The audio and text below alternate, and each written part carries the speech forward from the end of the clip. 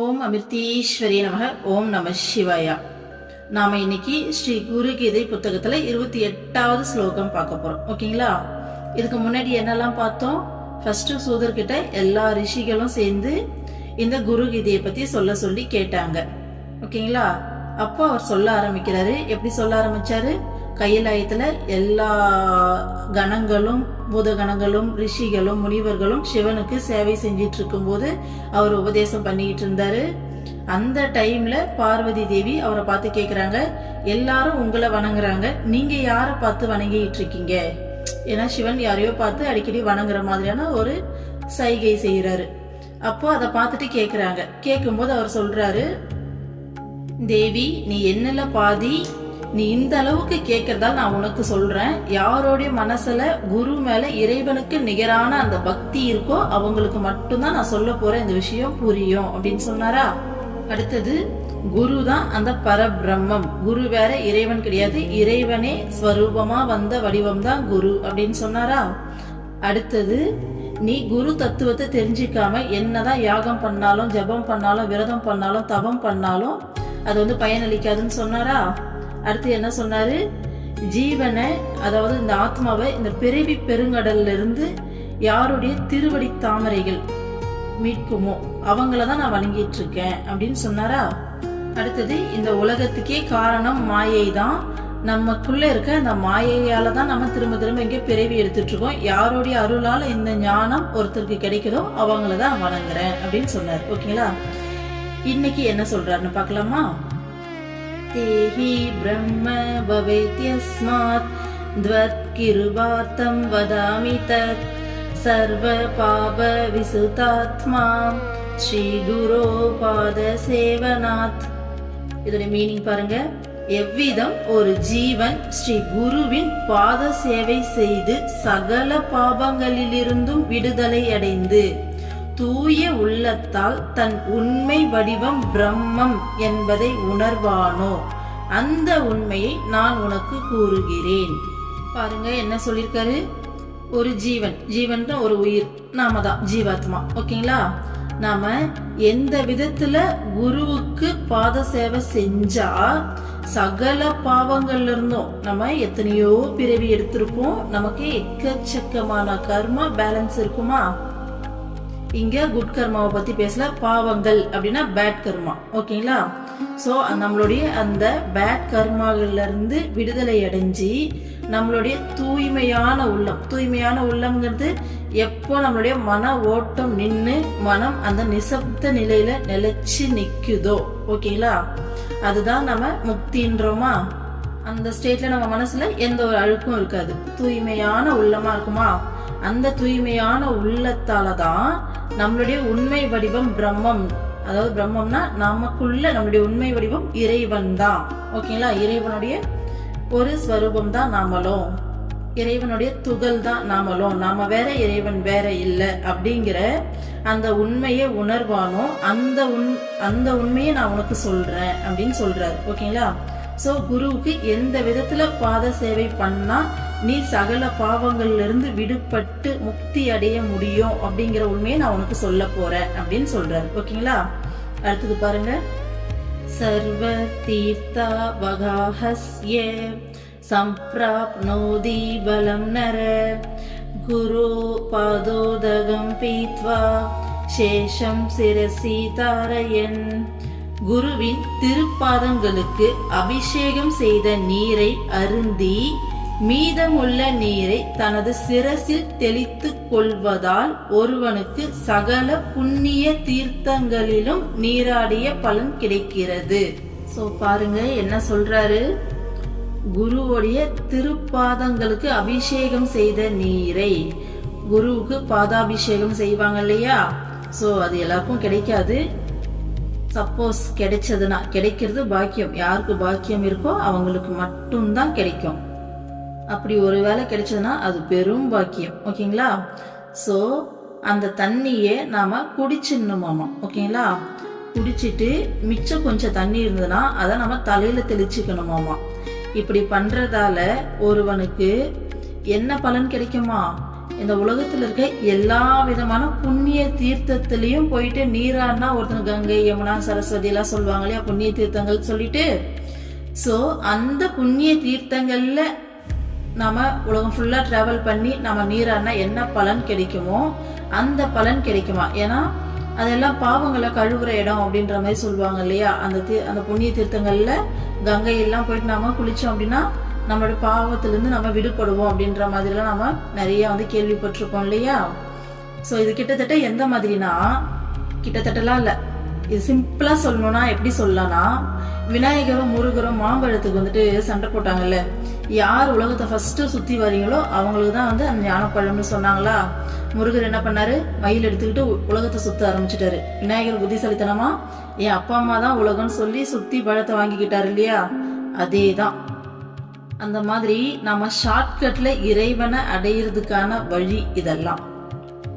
So குருவோடைய அந்த பாதாபிஷேகம் பண்ண அந்த தண்ணி நமக்கு கிடைச்சி அதை குடிச்சு தலையிலையும் தெளிச்சுக்கிட்டோம்னா உலகத்துல இருக்க அத்தனை புண்ணிய நதிகள்லயும் நீரான அந்த பலன் நமக்கு கிடைக்குமா? யோசிச்சு பாருங்க. நம்ம உலகத்துல இருக்க எல்லா புண்ணிய தீர்த்தத்துக்கும் போயிட்டு நீராடிட்டு வரணும் அப்படின்னா அது எவ்வளோ பெரிய ப்ராசஸ், அதுக்கு எவ்வளோ பணம் செலவாகும், அதுக்கு நம்ம எவ்வளோ நேரம் ஒதுக்க வேண்டியிருக்கோம், அதுக்கு எவ்வளோ நம்ம உழைக்க வேண்டியிருக்கோம், நம்மளோட கமிட்மெண்ட்ஸ் எல்லாம் இருக்கு, இந்த உலக வாழ்க்கையில் இருக்கும், எல்லாத்தையும் விட்டுட்டு அது எவ்வளோ பெரிய ப்ராசஸ். அவ்வளோ பெரிய பலன், அவ்வளோ பெரிய புண்ணியம் குருவுடைய பாத தீர்த்தத்தை நமக்கு குடிச்சு தலையில தெளிச்சுக்கிறதால கிடைக்குதாமா. இந்த ராதா கிருஷ்ணா சீரியல் விஜய் டிவியில் இதுக்கு முன்னாடி டெலிகாஸ்ட் பண்ணாங்க. அதுக்கப்புறம் யூடியூப்ல இருந்தது, இப்போ ஹாட் ஸ்டார்ல இருக்கு. ஸோ அந்த கதையை பார்த்துருக்கீங்களா? அதில் ஒரு சீன் வரும். அதில் கிருஷ்ணர்கிட்ட ராதா ஒரு பூ கேட்பாங்க. அதை பறிக்கிறதுக்காக அவர் மலை மேலே போவார். ஓகேங்களா? போயிட்டு அங்கே பறிக்கும்போது அங்கே ஒரு அசுரன் பசுவோடைய வடிவத்தில் வருவாங்க. ஸோ அரக்கன் அப்படின்னா ஆப்வியஸா கிருஷ்ணர் அந்த ரூப அவதாரத்துல நிறைய அரக்கர்கள் அழிச்சிருப்பாரு.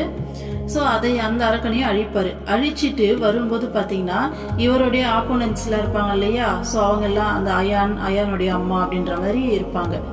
அவங்க எல்லாரும் இந்த விஷயத்த பெருசு பண்ணி பேசுவாங்க.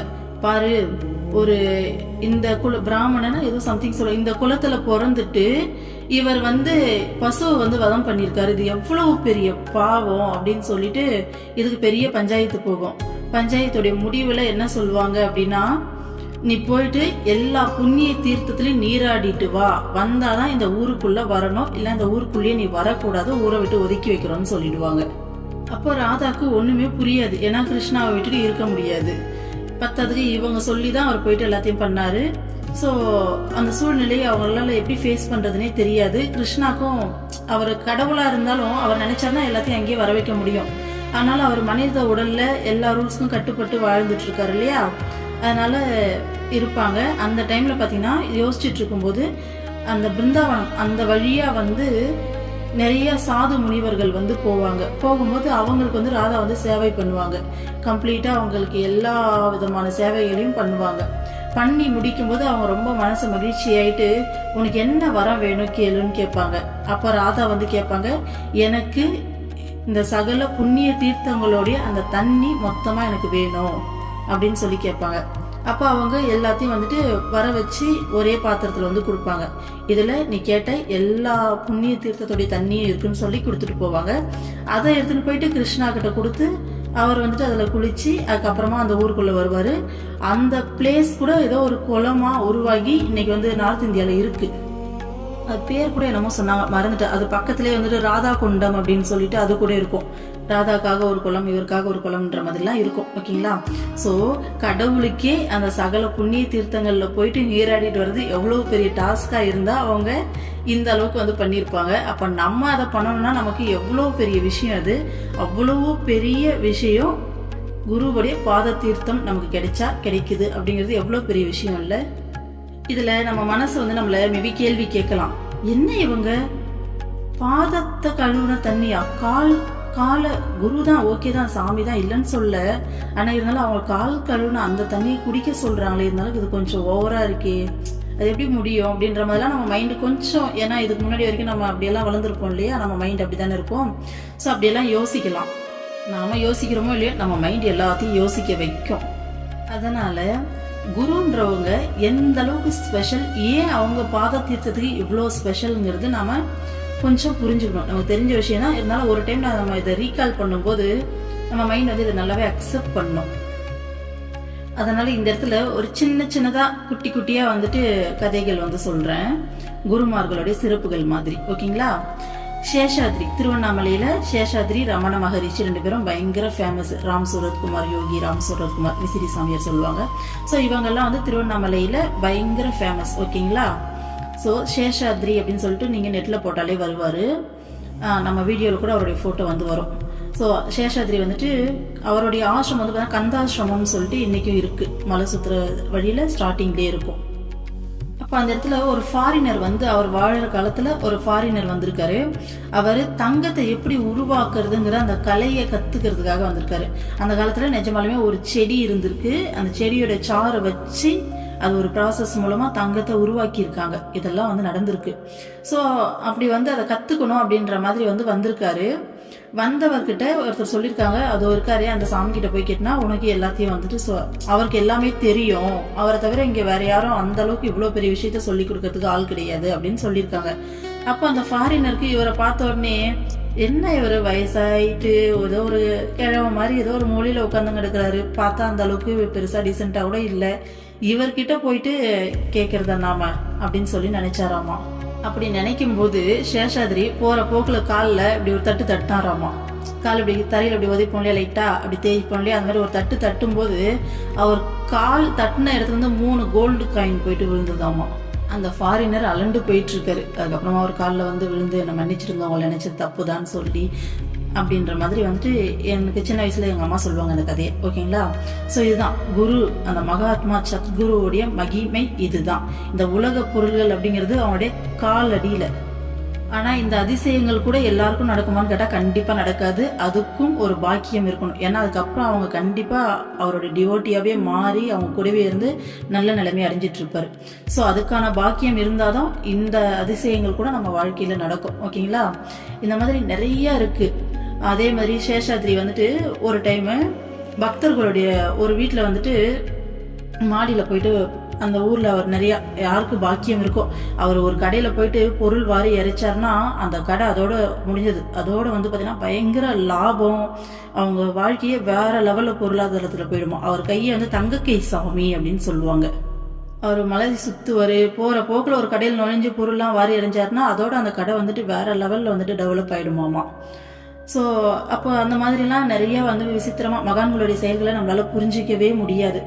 நிறைய பண்ணுவாங்க. அப்போ ஒரு வீட்டில் மாடி மேலே போயிட்டு இன்னைக்கு நைட் நான் இங்கே தான் படுக்க போறேன் அப்படின்னு சொல்லி போயிருக்காரு. போகும்போது யாரும் மேலே வந்து பார்க்கக்கூடாது அப்படின்னு சொல்லிட்டு போயிருக்காரு. ஆனா வந்து வீட்டுல இருக்க ஒருத்தருக்கு வந்து பாத்தீங்கன்னா ஆர்வம் தாங்கலையாமா. ஒரு அந்த வீட்டுடைய குடும்ப தலைவர் இருப்பாரு இல்லையா, அவருக்கு ஆர்வம் தாங்கலையாமா. பக்தர்களோட அவங்களோட பத்தி புரிஞ்சவங்க வீட்டுலதான் இதெல்லாம் அவர் பண்ணுவாரு.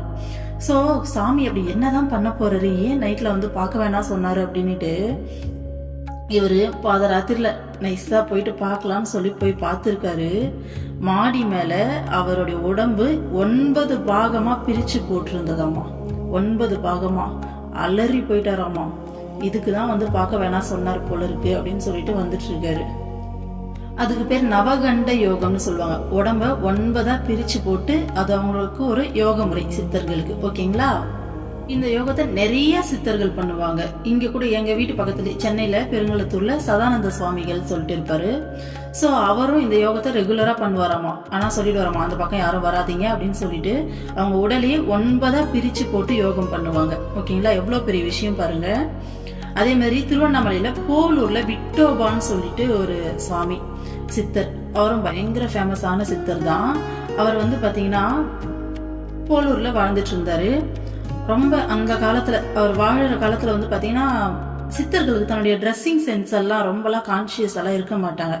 ஸோ அவர் அப்படியே அந்த பரமானந்தத்துல எந்த நேரம் இருக்கும்போது அந்த ட்ரெஸ் எல்லாம் விலகி கொஞ்சம் அப்படி இப்படின்னு சொல்லி கூட அவர் அதை பத்தி பெருசா யோசிக்க மாட்டாங்க. ஸோ அந்த மாதிரி இருக்கும்போது அந்த ஊர் மக்கள், போலூர் மக்கள் வந்து இந்த சைடா லேடிஸ் வந்து தண்ணி எல்லாம் எடுக்க போறாங்க, இந்த ஆள் என்ன இப்படி உட்கார்ந்துட்டு இருக்கான் அப்படின்ற மாதிரி யோசிச்சு அவரை ஏதாச்சும் பண்ணணும், எப்போ பார்த்தாலும் இதே மாதிரியே பண்ணிட்டு இருக்கானேன்னு சொல்லிட்டு ஸோ அவரை வந்துட்டு ஏதாச்சும் பண்ணணும் இன்னைக்கு அப்படின்னு சொல்லிட்டு நைட்டில் வந்துட்டு யாருக்கும் தெரியாமல் நைட்டில் வந்து பண்ணலான்னு சொல்லி வராங்களாமா.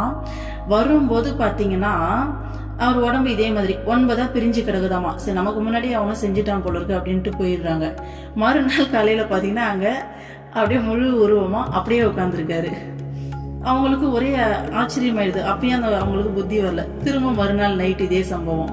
திரும்பவும் வந்து பார்த்தீங்கன்னா வந்து பார்த்தா என்னடா அது நமக்கு முன்னாடி திரும்ப என்ன இப்படி அவங்களுக்கு ஒன்றுமே புரியல. அதுக்கப்புறமா திரும்ப மறுநாள் காலையில் பார்த்தா திரும்பவும் அவர் எப்பயும் போல ஆஸ் யூஷுவலாக நல்லா இருக்காரு. அதுக்கப்புறமா தான் அவருடைய சக்தி என்ன, அவர் யாருன்றதை புரிஞ்சுக்கிட்டு அவரை டிஸ்டர்ப் பண்ணாமல் இருந்தாங்க. இப்போ அவருக்கு ஜீவசமாதி, அவருக்கான கோவில் எல்லாமே இருக்கு போலூர்ல. யோகானந்தர் கதையில கூட வரும் பாருங்க. அவருடைய ஒரு சித்தருடைய கையை போலீஸ்காரங்க அவர் திருடன் நினைச்சு போயிட்டு வெட்டிடுவாங்களா, ஷூட் பண்ணிடுவாங்களா, கையே தனியாக வந்து விழுந்துரும். ஆனால் வந்து பார்த்தீங்கன்னா மறுநாள் என்ன சொல்றது, அதில் அவர் சொல்லியிருப்பாரு. இப்போதான் ஞாபகம் வருது. பயப்படாதீங்க, கவலைப்படாதீங்க, நீங்கள் வேணும்னு பண்ணல, தெரியாம. ஏன்னா இவங்க ரொம்ப வருத்தப்படுவாங்க. தப்பான ஒருத்தருடைய என்ன சொல்றது, நம்ம இவ்வளோ பெரிய தப்பு பண்ணிட்டோமே, அவர் குற்றவாளி இல்லை, இவரோட கையை இப்படி வெட்டிட்டோமே, இப்போ இவருடைய கையை போச்சுன்னு ரொம்ப வருத்தப்படுவாங்க. அப்போ நீ வருத்தப்படாத, 3 நாள் கழிச்சு இதே மரத்தடியில் வந்து பாருன்னு சொல்லி அனுப்புவார். 3 days கழிச்சு போகும்போது அவர் அந்த கையோட அப்படியே அழகா அதே மாதிரி எப்படி இருந்தாலும் அதே மாதிரியே இருப்பாரு. இந்த மாதிரி சித்தர்களுடைய மகிமைகளை சொல்லுனா சொல்லிக்கிட்டே போகலாம். அவங்க வாழ்க்கையே வந்து பாத்தீங்கன்னா அதிசயங்கள் தான். அதிசயத்தை தாண்டி எதுவுமே கிடையாது. அவங்க வாழ்க்கையில ஒவ்வொரு செகண்டும் அவங்களுடைய லீலை தான். இது எல்லாமே மற்றவங்க சொல்லி கேள்விப்பட்டது. வெளியில இருக்கவங்க சொல்லி கேள்விப்பட்டது. எங்க வீட்டுல பர்சனலா எங்க அம்மா, எங்க பாட்டி எல்லாம் சின்ன வயசுல நிறைய கதை சொல்லி நான் கேட்ட விஷயங்கள் வந்து நிறைய இருக்கு. சின்ன வயசுல இருந்தே இந்த மகான்கள் சித்தர்கள் பத்தி எல்லாம் நிறைய சொல்லியிருக்காங்க. எங்க பாட்டி வீட்டுக்கெல்லாம் போயிட்டு எங்களுக்கு நைட் டைம் ஸ்டோரியே இதுதான். அந்த மாதிரி நிறைய விஷயங்கள் சொல்லுவாங்க. அந்த மாதிரி சொன்னதுல சின்ன சின்னதா ஒரு 2 விஷயம் சொல்றேன் பாருங்க.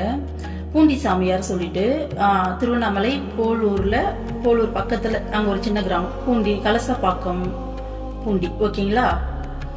ஸோ அந்த பூண்டியில அவர் வந்து பாத்தீங்கன்னா எங்கேயும் ஒரு அம்மா வயிற்றுல பிறந்து வளர்ந்தவர்லாம் இல்லை. கலசப்பாக்கம் ஆறுல வந்து பாத்தீங்கன்னா குழந்தைங்க விளையாடிட்டு இருந்திருக்காங்க. சின்ன பசங்க சம்மர் லீவ்லாம் போயிட்டு விளையாடுறோம் இல்லையா, நல்ல வெயில் காலம். அப்போ ஆற்றுல தண்ணி போல நல்லா வறண்டு போய் மணலாக இருந்திருக்கு. அதில் விளையாடும் போது மண்ணு தோண்டிருக்காங்க, ஓகேங்களா. மண்ணு தோண்டி விளையாடும் போது உள்ளே வந்துட்டு அந்த முடியெல்லாம் பார்த்துட்டு இதனோட முடி இருக்கேன்னு சொல்லி இன்னும் கொஞ்சம் தோண்டி பார்த்தா உள்ள ஒரு மனுஷ உருவமே உட்கார்ந்துருக்கு. அதுக்கப்புறமா போயிட்டு ஊர்ல இருக்கவங்கலாம் கூட்டிட்டு வந்து அவர் அப்படியே வந்துட்டு அழகா தோண்டி வெளியில எடுத்து உட்கார வச்சாங்க. ஸோ பூண்டி சாமியார் எங்கேயும் பிறக்கல. அவர் வந்ததே அவதாரமே இப்படிதான். எங்க தாத்தா கூட எங்க அம்மாவுடைய அப்பா ஒரு டைம் பாம்பு கடிச்சிருச்சாமா. இங்க வயலில் நடந்து போகும்போது பாம்பு கடிச்சிட்டு இருக்கு. அந்த காலத்துல நல்லா ஸ்ட்ராங்கா தானே இருப்பாங்க. ஸோ அவருக்கு சொத்தப்பல்ல எதுவும் இல்லை போல இருக்கு. அவரே வந்து காலில் கடிச்சிருக்கு. வாயாலேயே அந்த ரத்தத்தை உறிஞ்சி துப்பிட்டு காலில் ஒரு கட்டு போட்டுக்கிட்டு பாருங்க, பாம்பு கடிச்சதுக்கு அவங்க பண்ண ட்ரீட்மெண்ட்டை பாருங்க. திருவண்ணாமலை போய் சுத்திட்டு அதுக்கப்புறமா நேரா பூண்டி சாமியாராண்ட வந்தாராமா. எங்க உயிர் போயிட போகுது அப்படின்னு சொல்லிட்டு அந்த பயத்துல. அந்த காலத்துல ஹாஸ்பிட்டல்லாம் இல்லையா, இல்லை இவங்களுக்கு வந்து போக தோணலையா, இருந்திருக்கும் கண்டிப்பா. ஒருவேளை என்ன ரீசன் தெரியல. ஆனா அவர் இதுதான் பண்ணியிருக்காரு.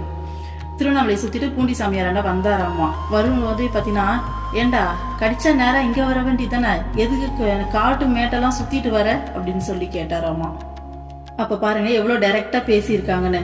கடவுளே அவதாரமா அதை இங்க உட்கார்ந்துருக்கேன், நீ போய் காடு மேடு கல்லையும் முள்ளையும் சுத்திட்டு வரியா அப்படின்னு சொல்லி கேட்டாராமா. அதுக்காக திருவண்ணாமலை சுத்தக்கூடாது, அது வெறும் கல்லு முள்ள அப்படி சொல்ல, மகான்களுடைய பார்வையில நான் தான் அவதாரமா உருவம் எடுத்து இங்க உட்கார்ந்துருக்கேனேடா அப்படின்ற மாதிரி மீனிங்ல பேசுறாங்க. ஏன்னா திருவண்ணாமலை புண்ணிய பூமி, அங்க சுத்ததுன்றது அது பாக்கி இருந்தாதான் நடக்கும். இருந்தாலும் சத்குரு கிடைச்சிட்டாங்க அப்படின்னா வேற எதுவுமே தேவையில்லை, குரு மட்டுமே போதும். அவங்கள உருப்படியா பிடிச்சாலே நாம எந்த புண்ணிய ஸ்தலத்துக்கு எதுவுமே வேண்டாம். அவங்கள உருப்படியா பிடிச்சு சரணாகதி மனப்பான்மையில் இருந்தா போதும், நம்ம கிடைக்க வேண்டிய எல்லா விஷயங்களும் கிடைச்சிரும். கடைசியா ஒரே ஒரு சின்ன ஸ்டோரி மட்டும் சொல்றேன். சேஷாத்ரி இருக்காரு இல்லையா, சொன்னேன் இல்லையா, அவரு ஒரு வீட்டோட திண்ணையில உட்கார்ந்துட்டு இருந்திருக்காரு. அந்த வீட்டுல ஒரு நாஸ்திகர், ஓகேங்களா. அவருக்கு சேஷாத்ரியை பார்த்தா என்ன ஊரை ஏமாத்துறாங்க அப்படின்ற மாதிரி அவருக்கு தோணும் போல இருக்கு. அப்போ ஒரு நாள் வந்து அவர் எப்பவுமே பேசிக்கிட்டே இருப்பாராமா, என்ன பண்றீங்க அப்படின்ட்டு. அவருக்கு அப்போஸ் பண்ணி பேசிக்கிட்டே இருப்பாராமா, ஓகேங்களா. அப்போ ஒரு நாள் வந்து வீட்டுல ஏதோ பண்ணிட்டு இருக்கும்போது தேள் வந்து கடிச்சிருச்சாமா. உடனே வலி தாங்க முடியலையாமா. திண்ணையில் தான் அவர் இருக்காரே, ஓடி வந்து, யோ உன்னை ஏதோ சாமின்னு சொல்றாங்க, சித்தர்ன்றாங்க, எனக்கு தேள் கடிச்சிருச்சு, வலியை சரி பண்ணுன்னு சொல்லி கேட்டிருக்காரு. பண்ணினா நான் அவனை நம்புறேன் அப்படின்னு. அப்போ சேஷாத்ரி சிரிச்சினே சொன்னாராமா, கீழே இருக்கிற ஒரு பிடி மண்ணை வந்துட்டு அள்ளி சேஷாத்ரி சேஷாத்ரின்னு சொல்லி என் பேரை சொல்லினே அந்த கடிச்ச இடத்துல வந்துட்டு போடு அப்படின்னாராமா. அதே மாதிரி எடுத்து அவர் சேஷாத்ரி சேஷாத்ரின்னு சொல்லிட்டே போட்டாராமா. வலி சரியா போச்சாமா, கடிச்ச அந்த விஷமும் வந்து சரியாயிடுச்சாமா. ஸோ இதுதான் இந்த மாதிரி மகான்களுடைய பெருமையை சொல்லணும்னா சொல்லிக்கிட்டே போகலாம், எக்கச்சக்கமாக இருக்குது. நம்ம அம்மா இந்த காலத்தில் பாருங்கள், டைரக்டாக இந்த மாதிரியும் செய்கிறாங்க, மறைமுகமாகவும் எவ்வளோ விஷயம் செய்கிறாங்க இல்லையா. நம்ம அருள்மொழிகளை எவ்வளோ விஷயம் கேட்குறோம். கேன்சரை வந்து சாதாரணமாக திருநூறு கொடுத்து சாப்பிட சொல்லி சரி பண்ணியிருக்காங்க. ஹார்ட் அட்டாக் வந்த ஒரு அம்மாவுக்கு நேரடியாக அம்மா அங்கே போயிட்டு, நேரடியானா இப்போ இருக்க உடம்புல அப்படியே போல் அங்கேயும் அம்மா தோன்றி இருக்காங்க. அங்கே ஒரு உருவம் எடுத்து அவங்களுக்கு வந்து டேப்லெட் கொடுத்து அவங்கள சரி பண்ணிட்டு வந்திருக்காங்க. எத்தனையோ வீட்டில் பண தேவை இருக்கும்போது அம்மா கிட்ட அழுதுட்டு புலம்பிட்டு படுக்கும்போது காலைல எந்திரிச்சு பார்க்கும்போது கட்டுக்கட்டாக பணம் இருந்திருக்கு. இதெல்லாம் நிஜத்தில் நடந்து ப்ரூஃபாக யூடியூப்லேயே அவ்வளோ வீடியோஸ் இருக்குது. ஏன் நம்ம லைஃப்பில் அம்மா எவ்வளோ அதிசயங்கள் நடத்துகிறாங்க இல்லையா, எவ்வளோ விஷயங்கள் செகண்ட் பை செகண்ட் நம்மளை எப்படி கேர் பண்ணுறாங்க. ஸோ அப்படியாப்பட்ட சித்தர்களுடைய அந்த பாதாபிஷேக நீரை குடிக்கிறதுல ஒன்றும் நமக்கு எந்த ஒரு தயக்கமும் வேண்டாம், ஓகேங்களா. ஏன்னா யோசிச்சு பாருங்க, கடவுள் நேரடியா அப்படியே சூலமும் வேலும் அந்த என்ன சொல்றது அந்த அவருடைய அந்த வெப்பன்ஸோட அந்த ஃபுல் அலங்காரத்துல வந்து நின்னார்னா அவர் பாதாபிஷேகம் பண்ணி நாம குடிக்க மாட்டோம். கண்டிப்பா 100% கிடைச்சா போதும், கடவுளே அந்த தரிசனம் கிடைச்சா போதும். நமக்குலாம் எவ்வளோ ஏக்கம் இருக்கும், அது எவ்வளோ பெரிய பாக்கியம் நமக்கு தெரியுது இல்லையா. ஆனா ஒரு மனித உருவத்துல சாதாரணமா இருக்கிறதால நம்ம கண்ணுக்கு தெரியல, நம்ம அறிவால அவங்கள புரிஞ்சிக்க முடியல. ஸோ அதனாலதான் நம்ம மைண்ட் வந்து அவங்க கிட்ட சரணாகதி அடைய மாட்டேன்னுது. ஸோ சித்தர்கள் அப்படின்றவங்க இறைவனே அவதாரம் எடுத்து வந்த மனித உருவல நடமாடக்கூடிய இறைவனுடைய அவதாரம், சரிங்களா. ஸோ நமக்கு தெரியல அப்படிங்கிறதால நாம இந்த ஒரு மாபெரும் விஷயத்த மிஸ் பண்ணக்கூடாது. நமக்கு குருவே இல்லை வந்துட்டு எந்த ஒரு குரு பற்றி எதுவுமே தெரியல, இப்போதான் கேள்விப்படுறீங்கன்னா கூட பரவாயில்ல, மனசார பிரார்த்தனை பண்ணுங்க. உங்களுக்கு தெரிஞ்ச ஒரு சித்தருடைய ஜீவசமாதியில் போயிட்டு என் லைஃப்பில் குரு வேணும், எனக்கும் இந்த பொக்கிஷம் வேணும்னு சொல்லி பிரார்த்தனை பண்ணுங்க. கண்டிப்பாக உங்கள் குரு உங்கள் லைஃப்பில் வருவாங்க. ஏன்னா என் லைஃப்லேயும் அம்மா அப்படி தான் வந்தாங்க. எனக்கு எதுவுமே குருலாம் யாருமே கிடையாது. ஆனால் இந்த விஷயங்கள்லாம் கேள்விப்படும் போது அந்த ஆன்மீக நாட்டம் வரும்போது லைஃப்லயும் நிறைய மனப்போராட்டங்கள். அப்போ நான் ஒரு சித்தருடைய ஜீவ சமாதியில தான் போயிட்டு எனக்கு இந்த லைஃபே வேண்டாம், எனக்கு ஞானம் தான் வேணும், அந்த முக்தி தான் வேணும், என் லைஃப்ல குரு வேணும் அப்படின்னு சொல்லி நான் மனசார வேண்டிக்கிட்டு வந்த ஒரே மாசத்துல அம்மா லைஃப்ல வந்தாங்க. இதுக்கு முன்னாடியே அம்மாவை பற்றி நான் கேள்விப்பட்டிருக்கேன். ஆனால் அம்மா குரு இதெல்லாம் எதுவுமே எனக்கு என்ன சொல்கிறது ஒரு ஃபீலே வந்ததில்லை. ஆனால் இதை வேண்டின பிறகு அம்மா முழுமையாக அந்த ஃபீல் கொடுத்து லைஃப்பில் வந்தாங்க. அப்போ அம்மா தான் என்னோட குருன்றதை நல்லா அம்மா பிடிக்க வச்சாங்க. நான் பிடிக்கல, அம்மா வந்து என்னை பிடிக்க வச்சிட்டாங்க. ஸோ இன்னைக்கு குருவுடைய பாத தீர்த்தத்துக்கு இருக்க பாதாபிஷேகம் பண்ண அந்த தண்ணிக்கு, அந்த புனித நீருக்கு இருக்கக்கூடிய அந்த மகிமைகளை பற்றி பார்த்தோம் இல்லையா. ஸோ கிடைச்சா பாதாபிஷேகம் பண்ண அந்த தண்ணி கிடைச்சா இனிமேல் நாம அதை குடிச்சிட்டு கொஞ்சமாக தலையிலையும் தெளிச்சுக்கணும் அப்படிங்கிறத நம்ம இன்னைக்கு கற்றுக்கிட்டோம், ஓகேங்களா. ஸோ நெக்ஸ்ட் ஸ்லோகம் அடுத்த வீடியோவில் பார்க்கலாம். ஓம் அமிர்தீஸ்வரி நமக. ஓம் நம சிவாய. சர்வம் கிருஷ்ணார்ப்பணம்.